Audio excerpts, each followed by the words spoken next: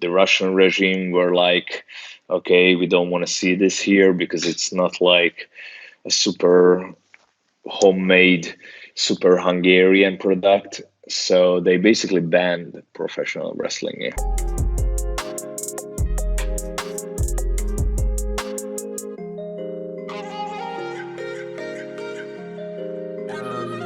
Thank you for joining us. I am very happy to have you on as a guest because Thank you. last week was the first time that I broke my streak of having only guests that have English as a second language.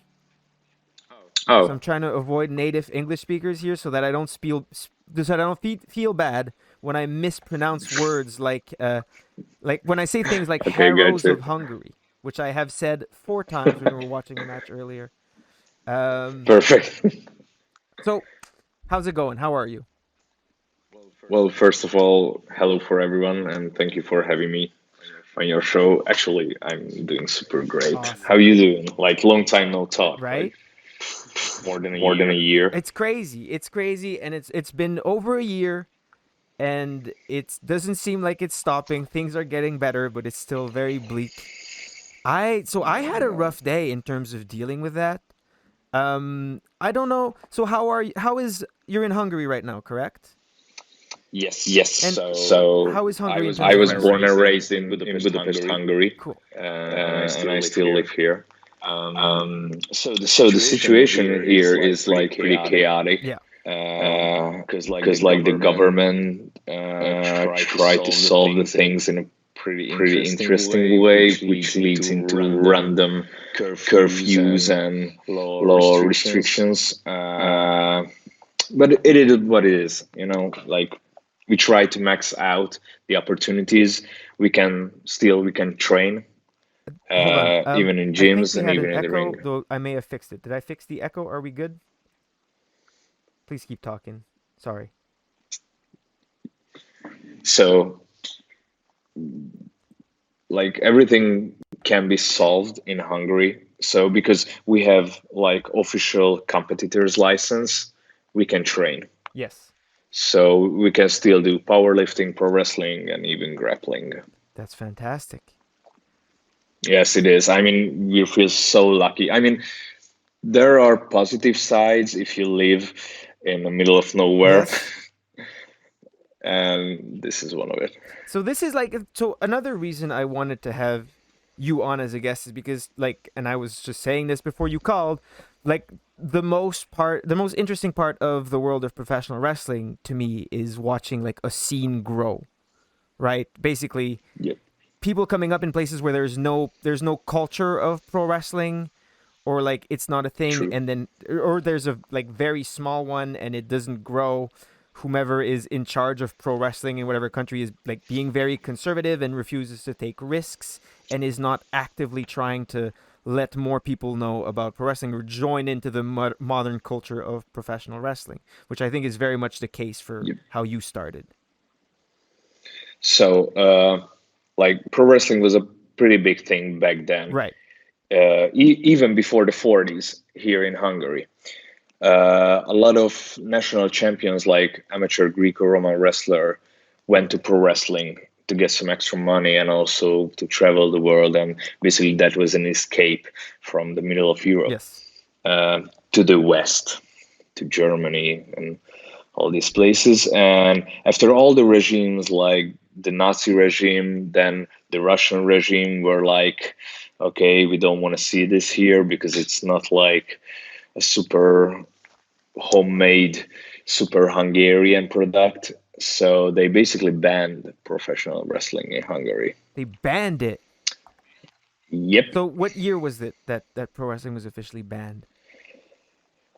It was around like first it was 43, 43. Okay, that makes sense.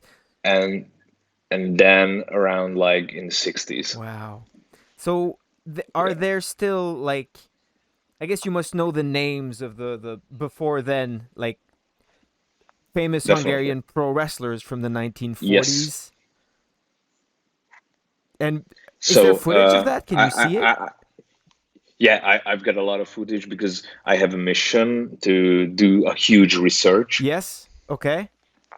and I already did a lot of work. Like I'm doing this for 4 years now, so I got a lot of footages, posters, memoirs, basically everything you can imagine, and I want to make like a short documentary movie about it Okay. to spread the word and show people like we existed as well. Wow. So yeah, like Tibor Sakac from World of Sport, Zoltán Boscsik, Right. Peter Sabo, and even Lutez. I mean, his father was Hungarian. Right. So in Quebec So yeah, here, there are a lot of in names. Quebec here, there's a pretty rich history of pro wrestling, right? Before the, I Yes. guess, 90s, like names that I'm sure you've heard, like Mad Dog Vachon and the Leduc brothers, and a lot of people that did that. So, like in the, I want to say 60s, 70s, 80s, Quebec like had a huge wrestling scene, right? But nothing before that, like nothing at all going as far as the 1940s or before that. But yeah, Lutez's father, that's absolutely insane. Um, Yep. it's crazy, yeah. So yeah, so I just try to even show to my students like they have forefathers and we have a past. I mean, it's one of our motto like somebody who knows his past has a present and a Right. future. It's very wise So here. that was You're the hearing idea some behind wisdom. it. Yeah, there you go. Like this is what you get when both of your parents are professors on Right? university. Okay, that's helpful. What do they teach? Like my father, they both retired because they both about the 70s. Right. My father studies and teaching civilization Okay. history, if that makes Yep. sense. And my mother is like a sociologist, so basically like human behaviors in groups. Which you would think is like, wow, and you're a pro wrestler, that's so different. But no, it really fits in Yes. quite well. Yes, yes, definitely. I mean, both is about like communications and relationships. Yes. So it Yeah. is. And also, like, I have a different life, of course. I have a media background. I have two diplomas, and one is like media. And I always worked in media. So, like TV, radio, and currently I'm working in a dubbing, like a voiceover studio. I graduated from cooking school. It was, it was a Okay. 1 year class. That is, every time I speak to someone from Okay. Europe, like I feel like most European wrestlers have like, oh, four master's degree and whatnot, and then everyone in America or Canada is just, yeah, I dropped out of school because I wanted to do pro wrestling, and that's where it ended. Yes. So is Yeah, I mean, why? because how we were raised was all about like you need at least four backgrounds to be like a fix guy who can stand on his feet. So that's why we all had like language exams around like when we were 12 years old and stuff because you had to. That's the only way how you can escape from here. So it's funny you make it sound great, and then you say that you want to escape from here. Yeah, because like Hungary is still more closer to the east than to the west, Okay. and you can still sense it on the people who lives Right. here because like the 80% of people living here are mm, a bit sad because of all of the history that been like dragging us down because our country is more than 1,000 years Mm-hmm. old and we've been always occupied by Right. someone and that gives a stamp. So even our grandfathers are like sad and being gray and being pessimist about all the things. So when you have a plan to be a professional wrestler, you have to escape first and then come home and prove it that you were right. Right. Yeah, it does sound grim, and I know it's the same for a lot of European countries. But I think like all this stuff is really important to understand because like as I'm sure you've learned through pro wrestling and seeing different countries, like the history of a country definitely affects it, like in terms of when it comes to what style of pro wrestling Definitely. and what happens in pro wrestling and what pro wrestling means to the local people. And like like man, pro wrestling doesn't get a fair shake as an art form and even like as a language. And hello, we have Veda in the back saying hello, just appeared. Hey there. Yeah, pro wrestling as an art form and a language and like a means to understanding culture. I think people don't understand that, and it's super important to figure it out. Like in terms of Hungarian pro wrestling, you said it was banned, but when it came back, I'm sure that was a very big thing for the people, a very big like expression of freedom to do professional wrestling again. Yes. Yes. Actually, it's a funny story because back then, I mean, Dover, my tech partner, and me are friends for 25 years Okay, now. So I thought he was your basically, brother. since we were, yeah, everybody thinks, yeah, I mean, that's, yeah. If you grew up with someone, you became Right. brothers, right? And because we know each other since we were like six, So we I have a brother with whom I live, started yes, professional wrestling. Like he started a bit before me, and then I joined him, and we don't look alike okay. at all. We're completely different. So no one believed that he was my actual brother. So it's kind of the exact opposite of you guys. I didn't know that you have a brother. I do. Like we started wrestling. We got matches online together from a long time ago, but he stopped like Okay, I'm several gonna years hit ago. them up. Sure, I'm sure you can find them. I'll be happy to send you a link. Definitely.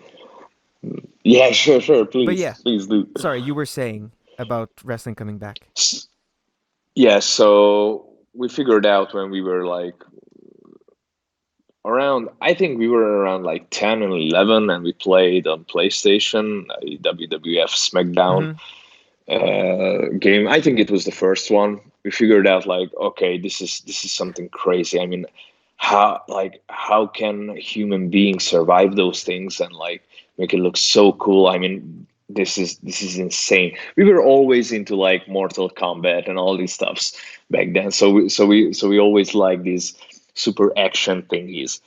And pro wrestling was just the super mixture of everything what we're looking for. And we decided, okay, we're gonna become professional wrestlers. But at that time, like not even in Austria were possibilities to Mm-hmm. train. So we found a nerd group changing like VHS cassettes and DVDs about like pay-per-views and ROH and all these stuffs, and we were like, okay, we need to be here. So they gave us the source to learn about professional wrestling, and we figured out, okay, when we're gonna be older, maybe we should we should do a step. Yeah. And of course, we did some backyard stuff like everybody does in my high school gym. Even we had a show where we did a TLC match in front of like 100 Do people, you still and they have that liked it. footage? Yes, I got Awesome. everything since I my am so first sad footstep. that I don't have any of my backyard stuff anymore. Though like we didn't have big uh, productions, we didn't have actual shows. It was just me and my brother mostly, and then we'd have a rotating cast of friends coming in and out. But I don't have any of the footage, and it makes me so uh, sad because like there's so much of it that is like again, the part of pro wrestling that I'm interested in, like that part of it is just as relevant. And there's so many like of the world's best professional wrestlers right now, like objectively the best that started in their backyard and that if you look at their of wrestling course. like from the backyard to what they do now on like the world's biggest stages, the only thing that's changed is they know how to do a proper wrist lock. But like Exactly. the last 20 minutes of their long matches is all the same stuff that they used to do in their high school gymnasium. Exactly. So Exactly. yeah, I think that's And also, interesting. like, it defines you. I Yes. mean, never forget your roots, right? Yes. So Did you do martial yeah, arts as this well as is, a kid or some other sports? yeah. We did, of course, karate. Like every little kid tries karate, and then I did some capoeira, and then went to grappling later. And did you do But those with pro wrestling in mind? uh, I mean, I just wanted to do something Okay. physical that can maybe be useful later, Right. but I wasn't sure that we're gonna make it or not. But no one is, I So find. Like, so when it comes to me in pro wrestling, when I was like, I remember the moment when I was 7 years old and I saw like it was Kane trying to set the Brood on fire, and I was watching with my brother and I went, "Oh, this is great." And at 7 years old, I decided, like, we took our mattresses off our beds and started giving each other suplexes on it, and I was like, "Oh, that's it. I'm gonna be a professional wrestler." Which, like, so many kids say that, but like we did it and we stuck with it, so I guess that must mean something. And then when it comes to I'm taekwondo, pretty people sure. ask me like, "Oh, did you start pro wrestling because of taekwondo?" No, it was fully the other way around. I was into taekwondo because I was like, "Oh, when I start pro wrestling eventually, this is really going to help me." Makes sense. Yeah. Makes sense.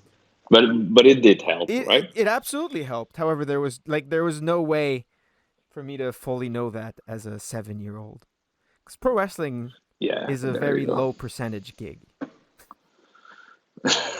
There was more than Gotcha. just me at my like elementary school who said, "Oh, I'm gonna definitely be a professional wrestler for a living." And I think that I'm the only one who actually did. Maybe like one other had a pro Oh, wrestling okay. match. Oh, wow. Was that a common thing Yeah. in Hungary that people want to be pro wrestlers? Nah, we were the only Just your ones, nerd group? and that's yes. Even in our nerd group, we too. So it's really funny because we were in some television shows, like showing us as like strange weirdo kids who wanted to be pro wrestlers, and I still got those tapes. And it's super funny because when we made it and we had like shows in front of 1,000 people here in Hungary, uh, they somehow digged out those archives and they still using it to start the whole story, showing us as little Oh, kids. we've got a raid here from Effie with a party of 47. Thank you guys for rating us. I'm here Wow, with ICARUS, nice. who is from the Arrows of Hungary. See, I said it right. I didn't say Harrows this time. Yes, The Hungarian pro yeah, wrestler, and we're gonna have a nice little talk about life here for, I don't know, just about an hour, if that sounds right. So thank you guys for sure, the I'm good. raid. Lovely, very happy. So I'm interested. So when did you finally get pro wrestling training? Thank you for the follow, by the way. So there's a huge gap because we both went to become musicians. Okay. We both became first metal singers, and then Dover later became a bassist Wow. or switched. So yeah, we had a career, and even I still a lot of my stuff is up, and we did some tours. So basically, Thank you I for was the a follow, musician Jade Rizzle. for a long time, Yeah. Sorry. and no, all good. Everything for There's the going to be a lot viewers. of interruptions here. I hope. I Good. hope. Thank you. So our first proper training was in 2011 when Gabriel Angelfire, who's a Dutch Mm-hmm. wrestler, wrote a message to us, like an email, like he would really like to come over because he really wanted to check Hungary because it's really Right. beautiful. And also he saw that we got this project and he want to help us. And we were like, holy shit, yes, please. So I had my first kind of proper match against him because I didn't know what to do during the match. I still remember I was so scared because he was so experienced, he was so nice, and I was like, oh shit, I didn't know anything about pro wrestling. And that cycle keeps repeating year after year, watching back my old matches and like, oh As it wow, now. as it But should. It absolutely should. that's the If you beauty in don't it, like, if you right? don't I cringe mean, at your matches that are older than 6 months, you are doing it wrong as a pro wrestler. Like, yeah, I know for me, I there I you go. I can't. I just can't. Anything that's older than 6 months, I'm Yeah, like, oh, I look terrible. I'm yeah, sloppy. it's I did this wrong and that wrong. But yeah. yes, there you go. So Gabriel Angel Fire just put us on the map and he told us that it's gonna be like that. It's gonna be like a snowball, which gonna be at the end. It's gonna be a huge ass avalanche because when people are gonna find out that we're existing and we're fresh, it's gonna open the doors for the market, and it happened. Mm. And in 2012, yeah, it was 12. El Generico just wrote us like he's gonna be here in Europe, and do we have any available dates? And we were like, hell yes. So we got El Generico in his farewell tour So that's okay. for So what happened in Quebec? Basically, wrestling was like nothing after 1990. It died until 2006, approximately 2005, six, where like it was Kevin Steen and El Generico were like the top guys and a couple of other guys, and then a promotion booked specifically. I think it was Christopher Daniels, and then like Steve Corino to wrestle Kevin, and then Kevin made connections, and then him and El Generico really made like they bridged the gap. They made the connection between Quebec because it's still in America, but there's still like language barriers and everything. Like it's weird and yep, it feels more isolated than it should be. But they like bridged the gap with the rest of the world, much like you're saying that Gabriel Angel Fire, which doesn't sound like a Dutch name, but also it really sounds like the name a Dutch wrestler would have. I mean it was kind of like a Thank you. his gimmick was a priest Okay. mocking this super fanatic Christian Right. behavior that he brought from Good. the Yes. Netherlands, and that was the idea behind That it. sounds very Dutch. And I'm still super thankful for him, and he just he just made us basically. So from that, as he said, the avalanche went on, and we got shows, a lot of shows. We brought a lot of fly-ins, always with seminars, and then we started to go out and try to explore the world and try to figure out who we really are. So which promotion was this? Is this HCW? Yes, we founded HCW like 10 of us, Wow. and three of us was in charge, like Dover, me, and one of our friends called Okay. Renegade, David Turger. He's still in charge. After 7 years, we figured out that we really want to focus on our career, and it's really hard for three-person to how to say to navigate a ship. Yes. So we talked about it and we decided we're gonna left the board. We're still gonna wrestle, but we are not gonna be involved in anything creative booking or whatever. So it's still our child, but not in a business way. So since the pandemic and everything shut down, have you had the chance to go back to it a little bit more? We, I mean, we don't. We basically planned to create another promotion with Okay. Dover. Uh, and it's going to happen. It's called Passion Pro, and it's going to be super amazing. It's not going to be against HCW. It's just filling the gap because HCW is super mainstream, character based, colorful, easy to follow production, Right. and we really want to show our crowd a different aspect of pro wrestling, which is more like the in-ring based wrestling, which gonna totally complete HCW. So there's nothing bad blood or something. It's another Right. project which can fit into HCW. Beautiful. So that's our plan. During the pandemic, we can still make closed doors tapings in our dojo, and we're doing it because we have a weekly show. It's called HCW Underground, where all the storylines are leading to the big shows. Awesome. We should plug that by the way. If there's a link to the is there a YouTube channel for that? Yeah. We have a YouTube Cool. channel. It's called HCW Aha. Hungary, and So I'm gonna post the link to that. We were watching a match just before. We watched you oh, guys versus British Strong Style. So I'm just gonna post the oh, link to the YouTube channel in the chat so people can go and subscribe and watch some Hungarian wrestling. Um, because I think that's appreciate cool. it. I also started a video that I didn't mean to. Oh no, please shut it down. Okay, good. That was loud. Yeah. Um. So exactly 1 year ago, I gave a seminar after 16 Carat to a bunch of Yes. people from Hungary, whom I thought Yes. were mostly your students. All of All of them. them. Okay, yeah, that's good. Now, Yes. so fully your students, or kind of spread around. Yes. No, all of them Wow, are mine and Dover's. wow. So how's Yeah, that we been? have we have 60 students now 60? in Six yes. zero. That is Yes. a crazy number. Yes, we have four classes and they have two trainings per week, and all I like one session is 3 hour long. So they like my from my recollection of them is that they were all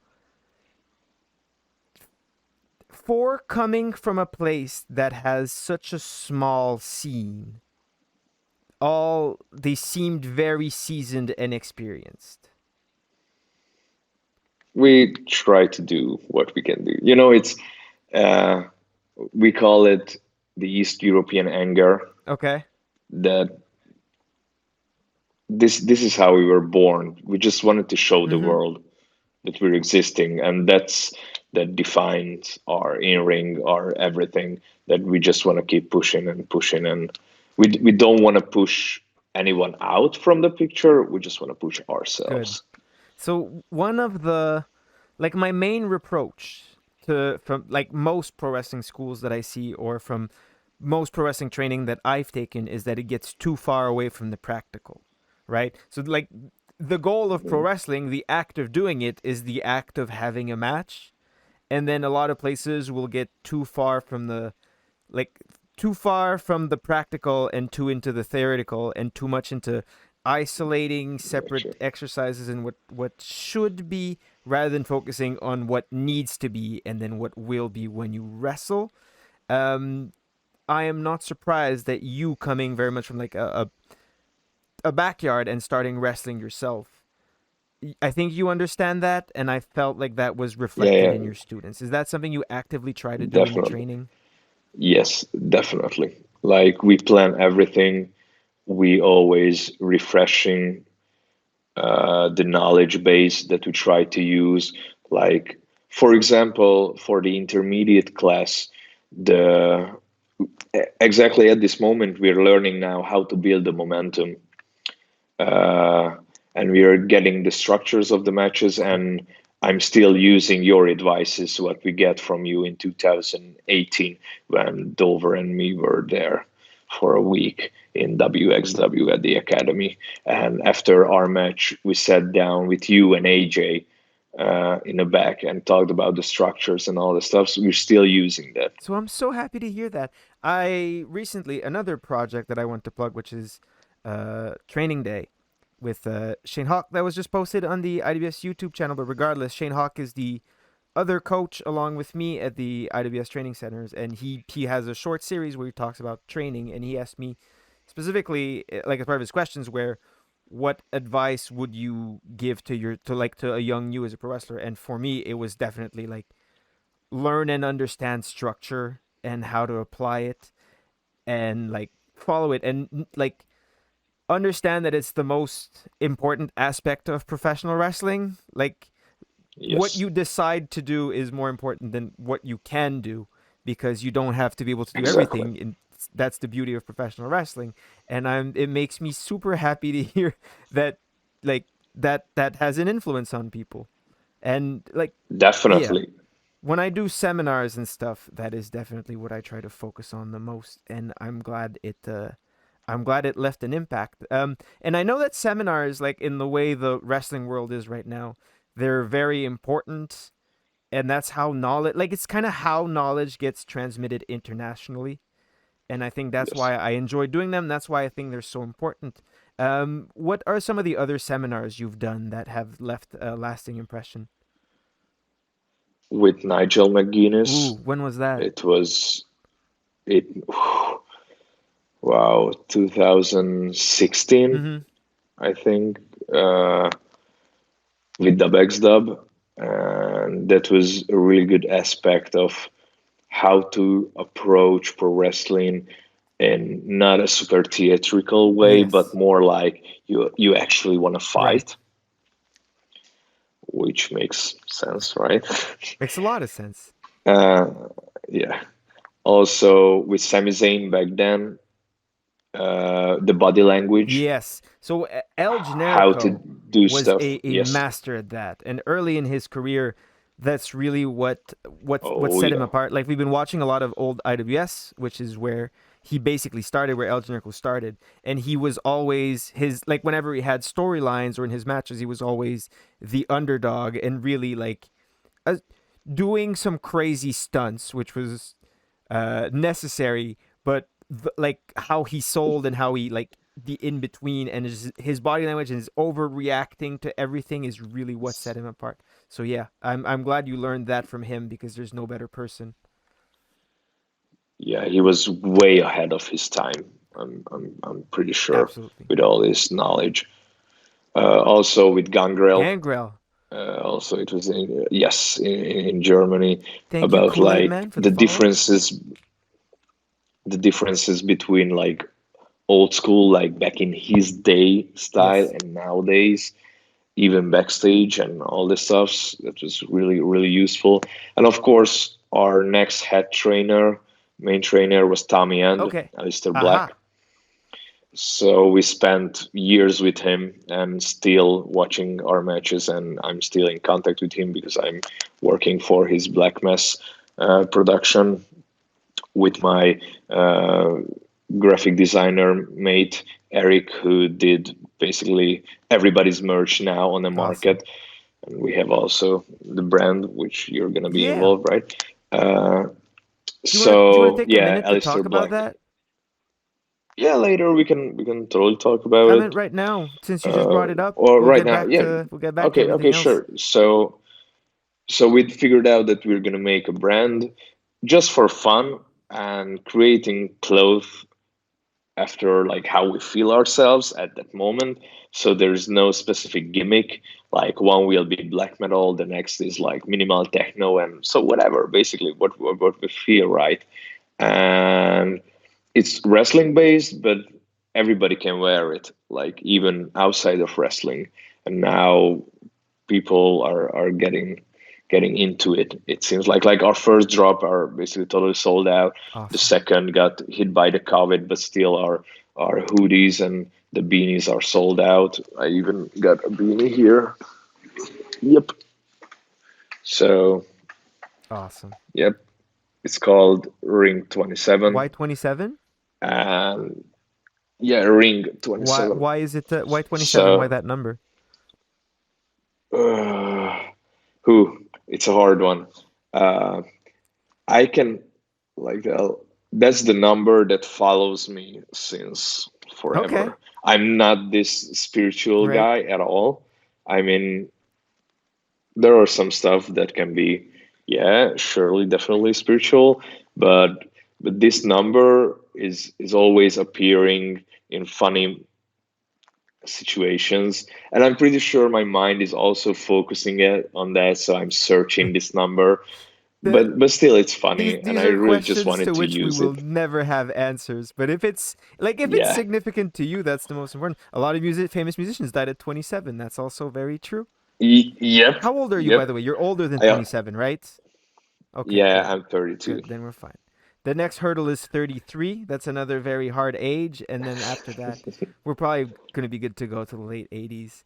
Um, I'm pretty good. yeah, there's been a lot of like wrestling clothing things, like wrestling clothing companies that have been popping up, and like after Yes. the few first, people were already saying like, "Oh my god, it's too much," and I completely disagree because I think like wrestling is still like it's not mainstream. It's shockingly not mainstream. Like even if it's on TV in many countries, like it's a great thing to be able to recognize people that are into pro wrestling as well, and like finding like-minded people through an article of clothing is always a fun experience.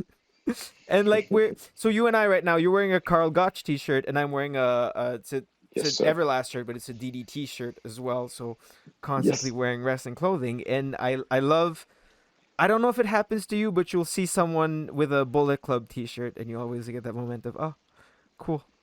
So I think that's always fun. Well, it's not gonna happen in Hungary. No, it doesn't at all. Nah. We'll see. Then please let us know when it happens. But I'm sure there will be a moment where you come across someone you didn't know, a stranger at a bar who is wearing a Ring 27 shirt, and you'll be like, "Oh, that's my thing," and they'll be like, "Oh yeah," which I hope it's gonna it's happen definitely one day. happened to me with like where someone was wearing like another Quebec wrestler's merch. And I was like, "Hey, do you know that guy?" And they were like, "No, a friend gave me this shirt, but I think it's real cool." I'm like, "Oh, okay," because that's my friend's shirt. Okay, So yeah, but that's why I think nice. like I don't know, that's fun, and I don't think there's too many wrestling clothing, and I'm very excited to get to wear your stuff. But to go back on track a little bit, what you said about Alistair Black. If you go on Cage Match, I think he maybe Wikipedia. I'm not sure where I saw it, but he is credited as being your trainer, right? Oh, I really? think so. I saw it earlier today. I don't. Regardless, my point is about coaching, and coaching is something that I think doesn't really happen enough in professional wrestling. You get trainers, but you rarely get coaches. And Yeah, that's the true. fact that you still have an ongoing relationship with him and still communicate, I think that is absolutely fantastic and super important.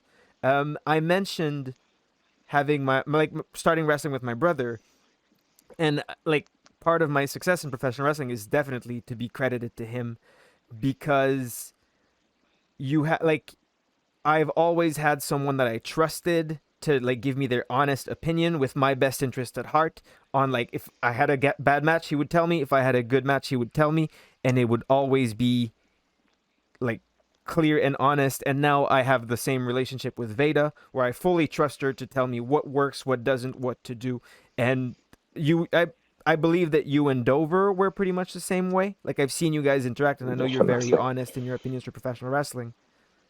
Yeah, we're way too Way honest. too honest. But that's good. But I'm glad that you have that, and then you'll be able to pass that on to your students because Definitely. I I think that's the difference between like a training facility and a dojo, yes.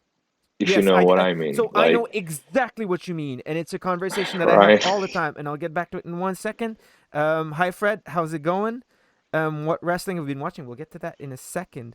Uh, Ines Caramujo, who is in the chat here, is an artist. Uh, says she freaked out when she watched people wearing her merch at a New Japan show in London, which but yeah, Sweet. but that's crazy. Like seeing people like wearing your own shirts and stuff you designed. It's all a beautiful connection. That's why I like wrestling clothing and that whole aspect of it. But yes, a dojo versus a training center is something I talk a lot about. And Like, you really need to give the mentality, the spirit, the way of the warrior, the bushido. yes, Like that's what defines a pro wrestler and someone who just want to play wrestling. yes, yes. Like for you and I, it's been like in our minds, and even though we were not doing it for some times, we always thought about professional wrestling, and just like to have a place where you can go and like not just get like not have a trainer, not a master, but just a group of people coaching each other and a place to practice will give you an incredible advantage. And it makes me honestly very happy to know that this is what you're trying to build is a dojo. Definitely. That's why, like, Dover's powerlifting gym is exactly next to our dojo, and our trainings all training there powerlifting as Right. well. So, and also outside of pro wrestling, we try to help them how to get driving licenses and where to study forward and where to get a job. So, because this is also part of the life, and you're gonna be better in the ring if you're feeling good outside the ring as That's well. fantastic. Where do you see your pro wrestling career going ultimately? Like what is your goal in long term for professional wrestling? Uh, it's a super roller coaster, super ups and super Yeah. downs. like Dover got WWE tryout, uh, and before that we got a private pre-tryout in WXW when both were there, but just he got selected, and I'm super happy for that because if he's there, I'm there, you know. Yeah, basically. And that year 2018 was amazing. We were in Florida as well. We we went to a lot of places, but then just out of nowhere, nothing happened. So I think we just had to learn how to handle these situations when you're not needed, Yes. and it's not because you're bad or whatever. It just happens sometimes, and I think that what separates a pro wrestler also and someone who tries to imitate pro wrestling, that most of the people gave it up on this level. Uh, we just we just wanna like give everything to our kids, to our trainees, so they can start a much stronger and better career that that we're doing because we're like pioneers. We're never gonna make it, but they can. So our main goal now is to open as many gates as possible for them. Of course, we would be happy if there's any huge contract just drop in and we really want to visit Japan and all this stuff. So we got some plans, but our main goal is to. I just disappeared. Hold on. Let me fix that. Oh, This happens sometimes. Oh no. Okay. I should be back in a second. Yep. Okay, good. oh, I'm back. Sorry, that was scary. Didn't mean to startle you by just disappearing here. hey there. Oh boy. Hello, I'm back. Okay, good. Um so I think that's great, and I think it's like you've been around pro wrestling long enough to know that, and I'm sure like it's a question I get a lot, like, oh, where do you see yourself going to AW, WWE, or staying independent or whatever? And like, if you're in wrestling long enough, the only answer is I don't know. Like all of these options are good. Um, like they could all be terrible. It really depends what, but like I think there's something incredibly noble, and I wish we saw it as more of a valid option to just kind of, especially if you're from a smaller scene, to just like stick around and help that local scene. And I know that for me, in the long term, what I want to be is a wrestling coach and teacher. And I want to have a dojo and I want to help people grow through pro wrestling. And I look at everything that is like in between now and then as optional, but the end goal for me remains to I want to coach and teach, right? And you seem to have that same Perfect. mentality. Yeah, definitely, I think the definitely. Arrows should get an NXT UK contract. I completely agree. I think you guys would fit in wonderfully there. You have been appearing, however, not on NXT UK, but on the recent WXW tapings, if I am correct. Uh, we'll see. We shall see. Surprise. However, so WXW is pretty much the place that got you guys the most notoriety across Europe, correct? Firstly, I mean, in first hand, GWF, GWF, yes. German Wrestling Federation, was the one who gave us a huge platform and amazing matches, amazing opportunities, and we just made like beautiful friendships there still going on, and that I was love our first GWF. big run. Yeah, right. They don't have the resources that WXW does. They don't have as big shows, but man, the promoter for GWF, Ahmed, is one of the nicest, most genuine people that I have ever met in professional wrestling. Jordan Yes, Minister, thank you for the follow. But yeah, I absolutely love GWF. It's always fun. It's always a great time there. And they have given a lot of people some very, very big opportunities that they just yes, took and ran with. And that's always beautiful to see. But yeah. yeah, So and also yes, of course, WXW, which is like one of our main goal is to be there as like active roster members, mm-hmm. and once it almost happened because we were on the roster page, but actually So don't. were you WWE Tag Team Champions at some point? No, No, but you had many matches for the title, correct? like, yeah, basically all of our matches were like title matches. ICARUS looks a bit like Ahmed Shah. They're just bald. It's just bald with facial hair. I think that's the only thing in Yeah, it's common. like, yeah, I can be like Jason Statham as well. But yeah, aside from Germany, what are some other big European countries where you've had some good matches that have helped you a lot? Italy, Italy, okay. yeah, we Which been there many promotion? times. Rising Sun Okay, Pro yeah, I hear Wrestling, they're very good. which Heard was very good things associated about with them. Asuka or something like that. Okay, And also FCW, which was, I don't know what was the short form of it, but we were tag champs there as well. okay, Um, but mainly Germany, yeah. because England a bit. You've done some Rev Pro, right? yeah, we had a big run in Rev Pro. Basically, we were there on every show, even on the TV tapings, which was a great loop. There was like 2 days of TV tapings, and before that, there was like three town shows. Mm-hmm. And we had the opportunity to meet Jushin Tyler Liger, and we asked Awesome. him to watch our match, and we got feedback from him. So, What was his feedback? What did he say? If you don't uh, mind sharing. yeah, definitely to give more sound during selling. Ah, right. Yes. So that's a very Japanese thing that I think is not understood well enough. I think Yes, so. The it's not always the case. It's very rarely the case. But the assumption in Western wrestling is that the audience will make the noise for you, whereas in Japan they're a lot more quiet. yes, And in reality, in a lot of Western indie wrestling, the audiences are quiet. So you yes, have to make the noise. You have to be loud. yes, And I think that's yeah, that's absolutely true. And that's a lost art, I believe, to be loud when the crowd isn't. definitely. Um, yeah, more Lex Luger selling. That is exactly correct. I'm not sure what that means exactly.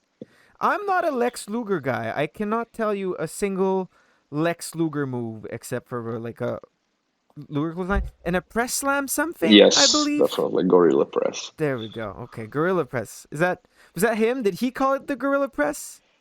I do know, like, I'm not sure. It's the military press, Gorilla Press. Are you a big like? Do you know '90s WWF? Do you know your old WF as well as you know your European wrestling history? Kinda. I mean, because there was European Championship, Right. Okay. I guess that makes sense.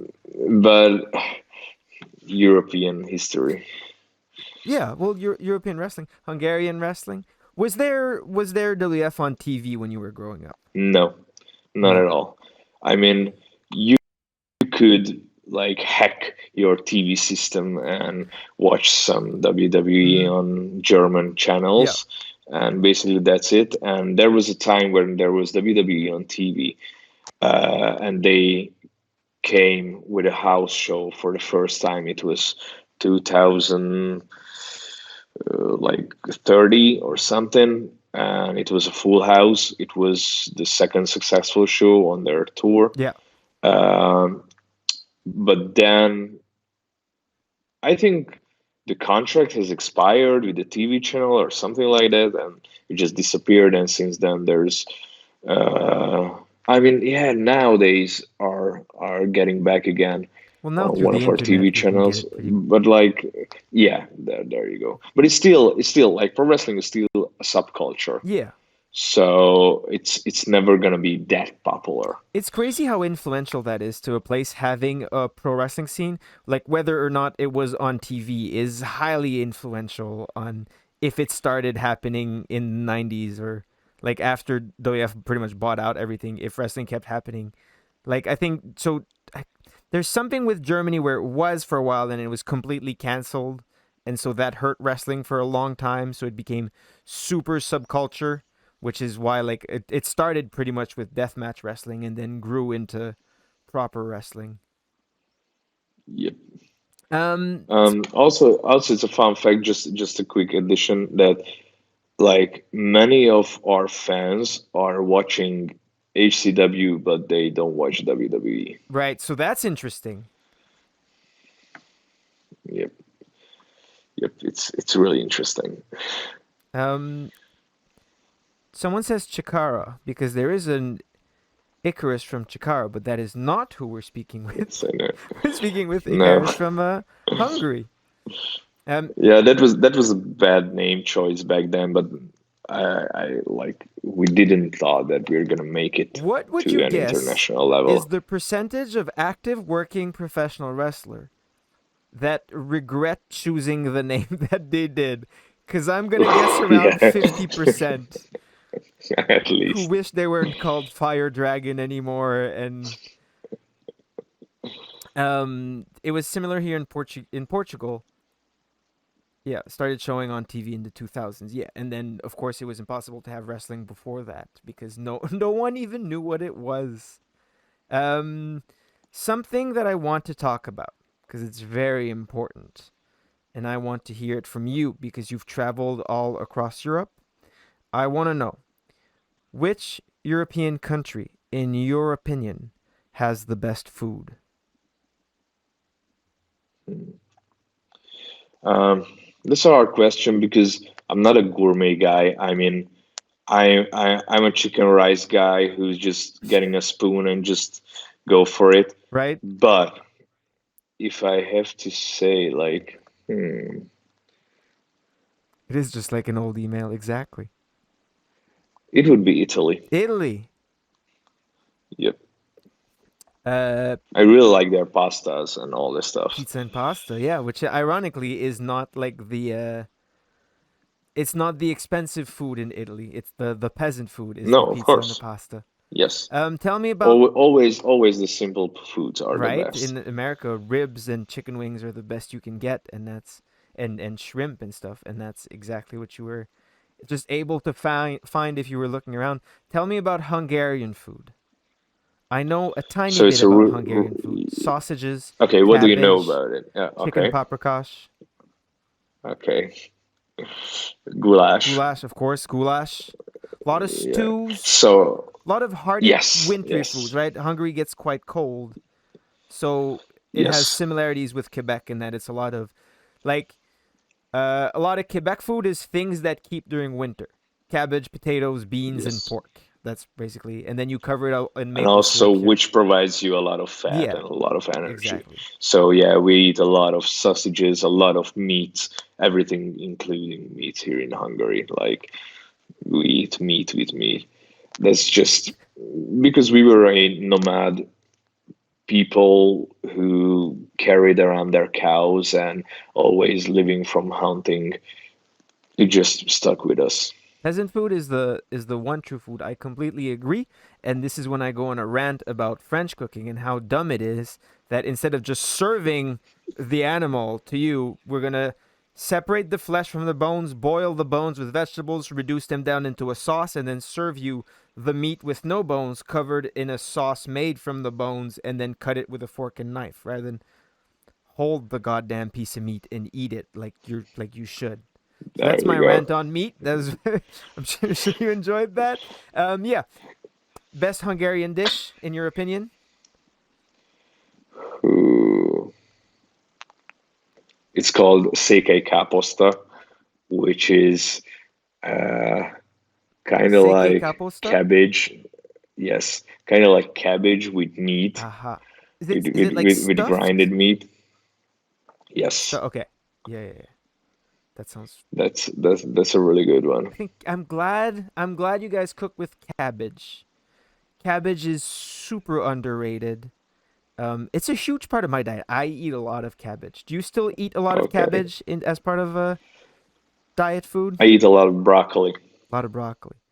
So it's pretty boring to ask wrestlers about food because I guess like 90% of what you eat is just based around diet and not pleasure. So it's always kind of disappointing. No. Um, another thing that I want to hear about is Hungarian language is absolutely fascinating. it doesn't sound like You anything can that you'd say that. recognize. I know we've had this discussion before. How many languages do you speak? Including my native language, I speak German and Just English. German and English. And some words like Italian and Spanish and Yeah. Japanese, just to like to say at least thank you or hi, just to, getting closer to a different culture. Could you do you remember a time when you couldn't speak English? Like, do you remember learning English I learned it from Cartoon Network in the in the 90s '90s? Okay. because there was no Hungarian voiceover back then for many Western television channels. And this is how I learned from Dexter's Laboratory, Powerpuff Girls, Samurai Jack, all these stuff. That's how I learned English. Thank you, Arthur. By the So way. no, I don't remember because since I can understand something, I try to understand English and I just learned it. So yeah, but that's fascinating. Again, so everything in Quebec, because like there's laws to protect the French language. Everything is dubbed in French, right? If when I was young on television, every other channel would be dubbed, and if I flipped and saw a movie I liked, there would be basically 50% chance that it was dubbed in French, which is like I can't remember the Spain and or Portugal where one has strict laws, like everything is dubbed, so no one speaks English, but one doesn't dub anything, so everyone's heard it in English. Um, It's kind of same here in yeah. Hungary. Everything is dubbed now, so people are dumb as fuck. Do most people speak It English is what it in is. Hungary? No, not at all. No. Wow. It's super sad because literally like every application, even on their phones, are Hungarian now. So we just killing our kids if they don't speak English. It's terrible. Um, does anyone speak Hungarian outside of Hungary? Like, I mean, aside from like direct No, immigrants, but there's no other country. Does it resemble another no, language? no. I mean, that's one of the world's greatest mystery. There's nothing similarity with our language, like not at all. Even our neighbors, like not a single. I mean, there are some words, but that's just because we live together for thousands of years now. Right. But not the grammar, not the words, not the pronunciations. So basically nothing, and nobody knows how this language just created. It just kind of happened. So yeah. Yeah, it just Would Hungarian. you think that it's a hard language to learn from someone like, let's say, starting with like let English and French? Com- First of all, it's gonna be useless because you can't use it so anywhere useless. else. And I tell the same thing to people who want to learn French. Unless you want like a job in French or you have a specific reason, 90% of the people who speak French also speak English. So there's very little reason to learn it. I mean, if you want to have a job in Yeah, France, you definitely have right. to learn. But that's basically it. Yeah. Same thing in Quebec. Like you benefit from learning both, from speaking both and being able to serve. Like legally, you're required to serve customers in both language. But aside, like everyone will speak English, unless you get real far away from like Montreal, which is the capital. Like in the smaller cities, then it's a lot less. But everyone still understands English at least. Um, See, I get this question very often, and I'm always happy to answer it. Question for not Chikara Icarus. What is the biggest difference in crowds you see in Europe compared to USA, but compared to other places? It depends on the promotion, Yeah, that's kind of of the course. answer, right? Like wrestling in a bar is So wrestling in a yeah, bar, there you go. right? There are differences like in countries, and again, I think it reflects on the culture of professional wrestling. Um, Everything exists on a spectrum between Japan and Mexico. Where in Japan, they want to know the wrestlers. They're there. They're going to be quietly paying attention and learning and understanding the stories. Whereas in Mexico, they're there to get drunk because the lucha's in town and let's go and watch people jump off the top rope. And they do not care about anything else. And like, oh, Chloe JC98, thank you for the follow. What I'm interested in hearing about is how is the crowd in HCW? Because as you said, most people don't know WWE. In a lot of places, it's going to be somewhere in the middle. But in Japan, for example, if you do a burning hammer, right? It's not different from a body slam. You're picking the guy up and throwing him down, or you're picking him on your shoulders and dropping him face down. It, for someone who doesn't know wrestling, they're both the same move. However, in Yes. Japan, people are super familiar with what that move means. So that completely Yes. affects how you wrestle. So Yeah, because it has a history. because it has a history, but you guys didn't have to deal with that in HCW at all. Yeah. So first, uh, we only did death matches and hardcore matches Okay, see, because hope that answers your because follow up there, Raven. Because Eastern European people could be only convinced that this is some serious stuff if they see us bleeding like pigs. Right. Because they were like, "Oh, do you see this? Ah, it's not gonna be fake. Look at this. Look at this, guys. It's better than the American." Yes. So that was the idea behind it. So we slowly started to reduce in hardcore wrestling, and now it disappeared. Thank God.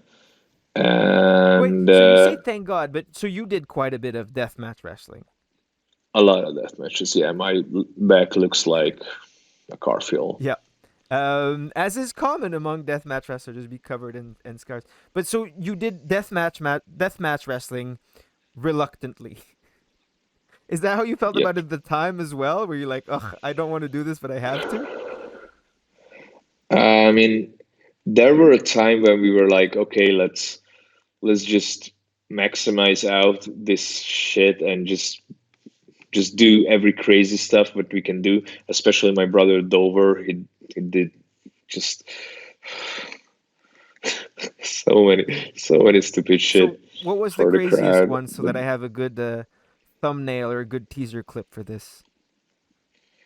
Oh, Dover had once like all the paddings were removed and they wrestled on the woods, and it was some barbed wire, glass, and light tubes shit at the end of the match. It was like an air raid crash into it Okay, or something like very this. good. I had once a glass board death match, and that was I couldn't sleep on my back for a month. I would never ever do glass, by the way. I don't mind Yeah, don't do it. like any objects or whatever. I don't mind, but things that cut, like glass or tacks or barbed wire, I am not interested at all. Ah, Tex is okay.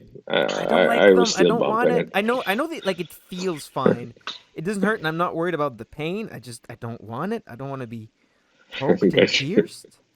Um which like sounds like no, who does, but I don't mind getting kicked and punched in the head real hard. Like I'm okay with that. But like it's a proportional thing. So see the way I see like hardcore wrestling, right? The idea of pro wrestling is to do things that look way more painful than they are, and I think too often deathmatch wrestling ends up doing Yes. the opposite. Yeah, This it's thing the opposite. looks Yeah, terrible, it looks definitely. horribly painful, and actually it's even worse. Yeah, our worst idea were it was a death match against Dover. We had like four death matches because we were the only ones who would do it, right? And we were busted open and we were bleeding from everywhere. And we figured out that, okay, maybe the separation, the double down spot would be a great idea if we just try to hit each other with a bag of salt.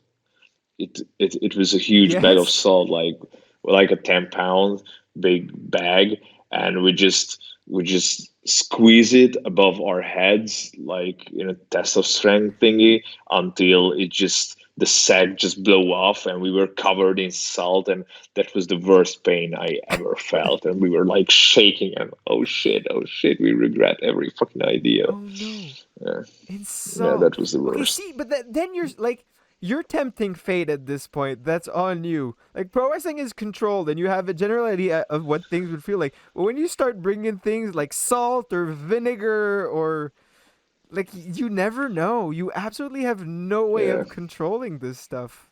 no.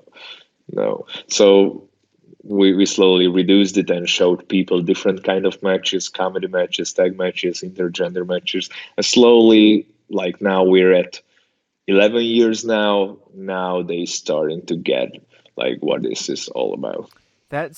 That's so beautiful, and I like I want to hear about how that happens, and I want to know like it's fascinating to me that you guys brought up your own audience, and I always say there's so much behind like educating a crowd and educating like an audience when it comes to professional wrestling, and like it still happens a lot on a small scale, even in places where pro wrestling is known.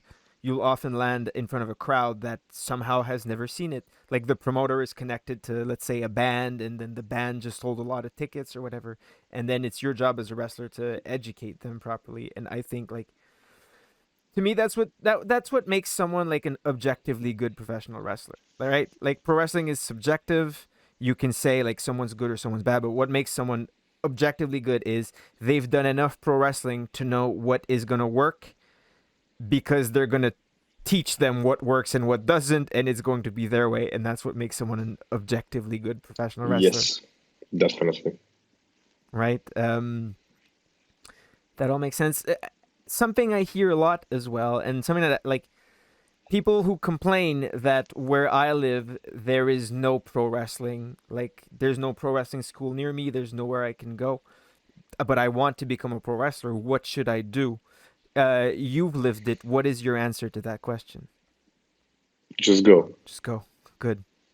I mean, we flew to the Netherlands every single month just to train with Tommy, and Beautiful.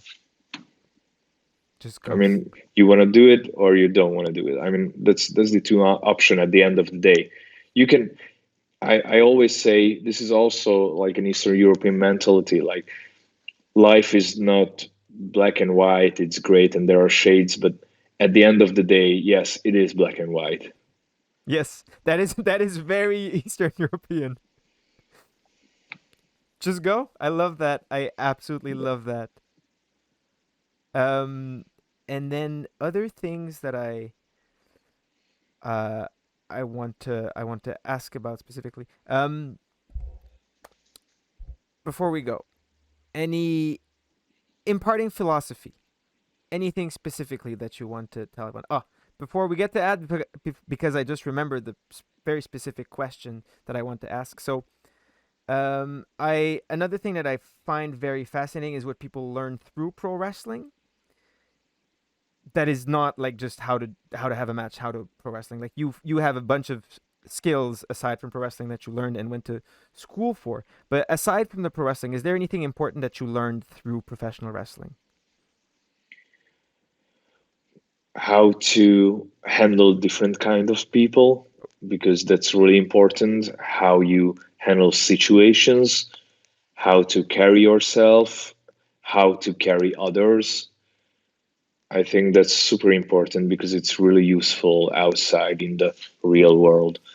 Because once you learn, you figure out how to solve these problems, these small issues, then nothing can stop you. That's beautiful. That's perfect. That's wonderful. There's such a big part of pro wrestling that is like working with your opponent first and foremost, and then I think people I think so I like talking about pro wrestling in like as openly as possible, because I think it only makes it more interesting. But negotiating with your opponent and trying to like sell them or figure out what their skills are, and then like eventually getting to agree to what you'll do in the ring for 10, 15, 20, 30 minutes, I think there is such an underappreciated art form to that. Like literally Yes. just looking a person in the eyes and saying, what if you and I climbed up the top rope and I held you in my arms and did a backflip? Would you be comfortable with that? And then just seeing whether they go no, or they go yeah, or they go uh-huh, because those are some Yeah, completely yeah. completely different Yes. reactions, and You can already you tell. have to be able to tell the difference if you're going to be a successful professional wrestler. So I'm very very glad Yes. you bring that up, and I also think it's fascinating to hear all the skills that people like discover through professional wrestling. Yeah. So before we go, any imparting words of philosophy, any words of advice for people in general, anything you'd like to say that is important to you? Maybe like, yeah, try to see pro wrestling as an art, but on the other side, I know people saying it's not, but it is a science.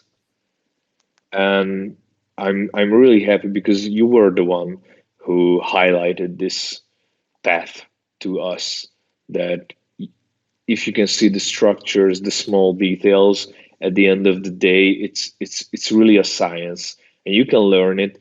Just be open minded, and just try to use everything you see, you hear, you feel. Beautiful. There's a why to everything. And there's like I think it's such a shame when someone is very good at professional wrestling, but they can't explain why what they do works so well, because then that means that they can't pass it on. And if they can't pass it on, then it Yes, feels like a waste. Where definitely. can people Yes. find you? They can find me on Twitter, on Instagram at Icarus Aaron, because my real name is Aaron, and everywhere basically in Europe, I hope. Wonderful. Thank you so much. Thank you for having me, and thank you for the chat to being up. If you're a European, it's gonna be 1 a.m., almost 2. Yes. If you're outside, then have a good night. Thank you for staying up late with us. Have a good night. Okay. Thank you very much. It was an Thank honor. you. Hope to see you soon. Hope to see you soon as well. Take care. Au revoir. Take care. Oh, au revoir.